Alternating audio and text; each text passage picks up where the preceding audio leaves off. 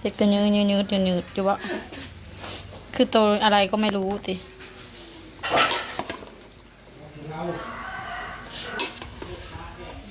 เอาไปบ่เขา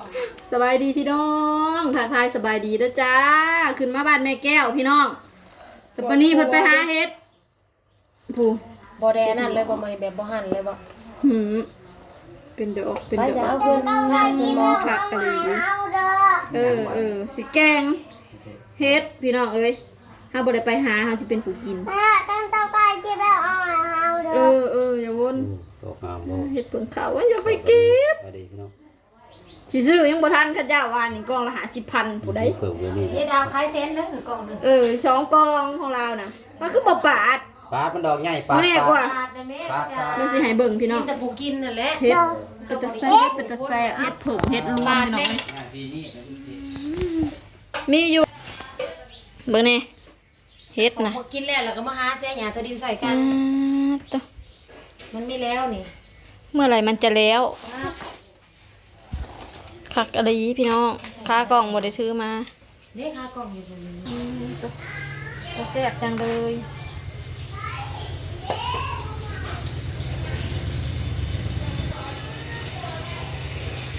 จก คงผู้ล่างบ่ปาดเลย ที่แน่กว่าดอกข้าวบ้าน มัน นี่ ก็ได้กินผู้เดียวหั้นแล้วมุมวับคำเดียว เอาจึงเข้าไปยังได้แบบนี้จะทางหลุมเบสอ่ะไปยังมันดอกชิมุนดอก หันบ่ทันได้ปาดจักดอก พี่น้องเฮ็ด เฮ็ดละโงกก็3ดอกหนึงก็ได้สิได้กินอันนี้เขาล้างใส่หม้อแสดงว่าเขาต้องเอาออกแต่หม้อนะเอาใส่กระโตกนะเอาปื้อเอาใส่กระโตกนะนั่นแหละถอกลงกระโตกนะมันมีเฮ็ดละโงกเฮ็ดอะไรบ้าง เดี๋ยวเราสิปาดก่อนพี่น้อง มันก็บ่โอ้แขวกันเลยเนาะนี่ได้หลายเติบอยู่ คุณนะไข่ มันก็ ก็ มี ได้พวกเธอก็เห็ดเกินไป ก็สิแกงเบิดนี้ก็บ่โห สิแกง แข เบิ ว ดดอก จังเอาปาดใส่นี้บัดนี้ เห็ดปันในคลิปนี้เป็นบอกเขาจะเห็ดมันเป็นตะแสบได้ไหนคันมีแต่เห็ดละโงกนะคันมีแต่เห็ดละโงกนะเขาเกงเป็นดอกค่ะนี่ในคลิป กินผู้เดียวดอกบัดเฮาบัดลูกหลานหลายปันกันกิน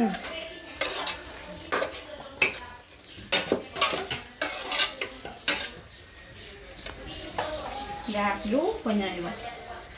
อยากยุเขาสื่อประทันเขาจะจะ อย่าทนนะ อยากลิเจนเด็กตัวอ ก็ ยาก สิ ไป อ่อน เก็บ แขวเรา ไปพออีกก็เอื่นกันดีถ่ายคลิป เพื่อ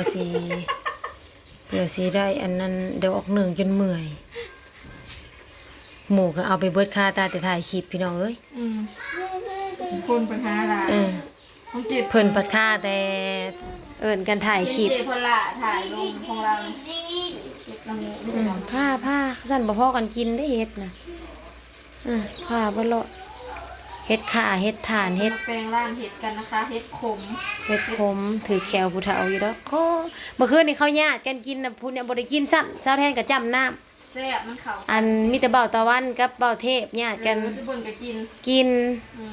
มันหน่อยแล้ววะ ลูกต้องชาบหาบอกกินต้องชาบเจ้าโอ้ยลูกห้าเราบอกกิน ของเอื้อยเอาเห็ดลง ลายบ่ลงสบายดีปะลุง เห็ดขา ดอกเดียวนั่นแหละ เห็ดปวก มันคือเห็ดปวกไหนอัน เห็ด นี้ พ่อยังบอกกินบ่าวหนู พวกก็กิน เห็ดขมเลยเห็นปะเห็ดขมกระแซะแกงใส่กัน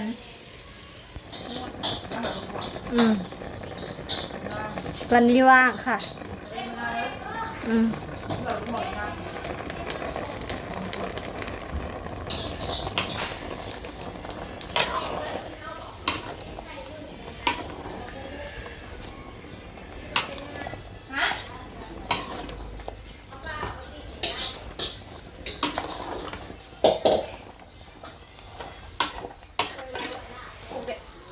โอ้กำลังอ้วไปเลยปลาเป็นตะแสะแต่พี่น้องคุณลำพูน สาวแทนวัสมัครหมักผิดแก แกงเฮ็ดผึ่งเฮ็ดรวม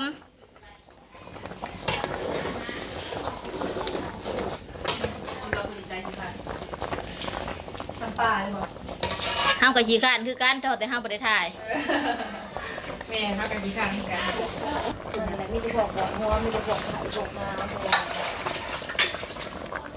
ใส่นางตู่ลงไปนางตู่ขึ้นหน่อยเถอะมันบ่เห็นหยังพี่น้องมันเป็นอาย มันเป็นอายพอดแกงเฮ็ดเถาเนาะมันก็สีเป็นสีนี่แหละจ้าติเฮ็ดก็ยืดอยู่วะคือตัวอะไรก็ไม่รู้ติ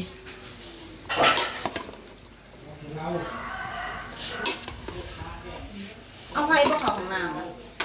ำ คือมีจะเหมาะอยู่ใช่แซบน้ำกันพี่น้องแกงเฮ็ดไอ้บ้างวะ บอกแล้วว่ามาบัดนี้พี่น้องกินข้าวน้ำกันสุปหน่อไม้ซุปหน่อไม้ เปไปเละเลย ทำไมตอนใหญ่จังเลยอ่ะ เห็ดผู้สาวเห็ด สาวเห็ดกินข้าวน้ำกันพี่น้องเฮ็ดผึ่งกระสีออกมาหน้าตาแบบนี้แหละแกงแล้ว ไม่น่ารับประทานเท่าไหร่ กินข้าวน้ำกันบัดนี่แม่นยังลูกเออออกมาอีหลานะอีหลาบ่กิน กินได้จะกินเหลือ เราบ่กินมันเด้ แต่ว่าเราไม่ขายเนี่ย เฮ็ดอันนี้มันเอเล่ ได้แต่ว่า มันเอเล่เราบ่กิน คือกันกับเขาบ่ไปว่านางแทนบ่กินหอยโขงบ่มักหอยโขงมันเอเล่ เห็ดมาป้าใส่มา มันก็สวยแหละสิเสี่ยงอยู่นั่น ชิเพนพอแห้ง โมแม่ท่านกินบ่ เล่นได้ด้วยนะ เท่าไหร่นะ กินข้าวสามัคคี ไปเอาในห้องในคูนเนาะ ไปเอาในลูก แซ่บไหมจ๊ะ ในคูนในนอก นี่ค่ะ ในคูน มากินนะแม่มาเพื่อนในญาติกัน แป้งมัน